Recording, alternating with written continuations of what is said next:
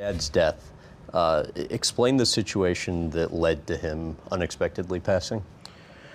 The situation was, so he used to do online share trading, and that was something that became quite a big thing back then when in 2006 when he started doing it. And then, as I said, the business side of things wasn't doing well for my brother.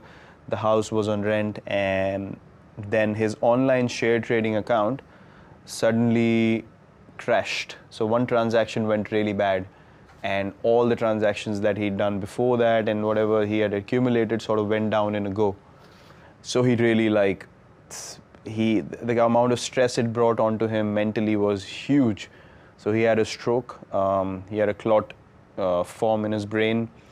I didn't know it because I was playing my first season and I was at practice, and I was coming back from practice, and I reached the house, and then my cousin's sister was there, and I asked her where everyone is, and she's like, no, they've just gone for a regular checkup. I was like, why would everyone in the house go for a regular checkup?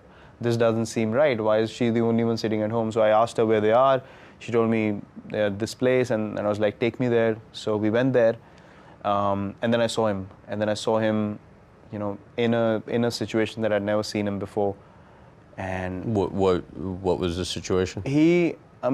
Because it was a stroke in the brain, he wasn't able to react in the normal manner. His body was moving in a funny way, and he was not able to figure out where he is, like the way he looked at people as well. It was like he lost total sense of what's going on. So I saw him like that, and then they took him to the operation theater, and then it was a very difficult time because they did the operation, then he came back home, and then he was in rehab, but I saw him, left side of his body got paralyzed, left side vision also got compromised, and he was just not able to communicate that well, even with the family members anymore, and couldn't do anything by himself. People had to pick him up and take him to the toilet, and there he was, a self-made man. He would just, in the house, if something went wrong, he wouldn't call anyone. He would just open the socket, the electric socket, and just start fixing things himself. So he was that self-made, and he wasn't dependent on anyone. So for a person like that to go through that, he couldn't handle it after a while, and then eventually after a couple of weeks of rehab, he got a cardiac arrest. And you were there? I was batting, actually. I was playing a game, and we were playing one of these 4-day games, which used to happen at the first class level, and I was supposed to resume batting the next day. And this happened around 2:30 or 3 in the morning, and we all woke up, and we had no idea what to do, and he was gone by the time we woke up, and I literally saw him take his last breath in front of me. And I tried to pump his chest and all that, nothing worked. And then there were a few doctors around in that area that we lived in. We went to their place. No one opened the door because it was 3 in the morning. We couldn't get any response, and then we drove him to the hospital. But by the time they tried electric shocks and everything, all those kind of things, but nothing worked. He couldn't recover at all.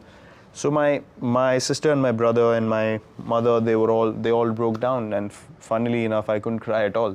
There was no emotion coming out of me, and I just became blank. I couldn't register what just happened. Why do you think that was? I have no idea. Till date, I can't understand. And I was feeling like I was myself thinking, why am I not able to cry? And then I think it was all building up inside me.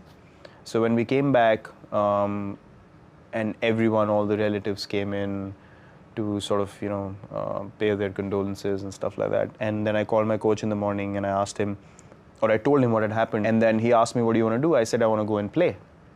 So he said, are you sure? And I was like... Because you had a game that day. Yeah, and for me, leaving a cricket match was something which was not acceptable, regardless of what happened in life.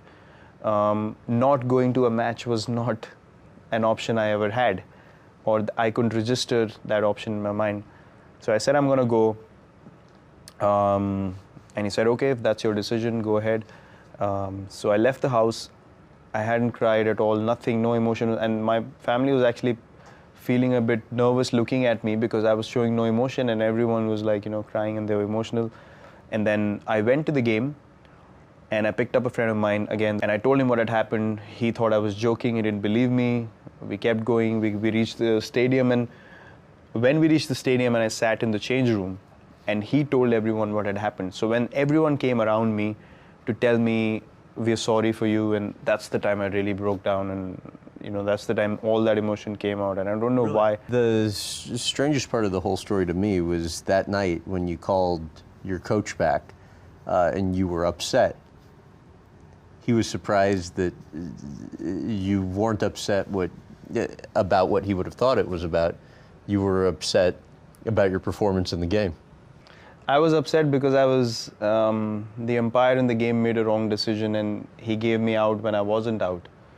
And I was upset because I couldn't be there till the end to make my team win the game.